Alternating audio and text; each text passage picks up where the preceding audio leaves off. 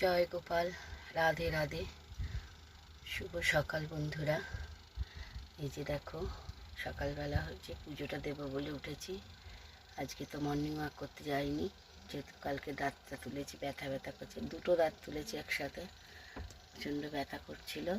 রাত্রে ওষুধটা খাওয়ার পর, ঘুমানোর পর একটু ব্যথাটা কমেছে, তাই জন্য আজকে আর হাঁটতে যাইনি, তাই পুজোটা দিতে এসেছি। এই দেখো, শিবের এই সাপটার ত্রিশূলটা একটু মাজন দিয়ে মেজে নিলাম, কালো কালো হয়ে গিয়েছিল, তাই জন্য একটুখানি মেজে নিলাম। কালকে নীলের পুজো আছে, আজকে একটু মেজে নিলাম। এই দেখো কতটা সুন্দর পরিষ্কার হয়ে গেছে, সাদা ধপধপ করছে। রূপোর জিনিস যারই ঘরে থাকবে, কালো হয়ে গেলে একটু মাজন দিয়ে সাদা কলগেট পেস্টটা দিয়ে যদি এখানে এরকম একটু ডলে নাও, সঙ্গে সঙ্গে পরিষ্কার হয়ে যায়।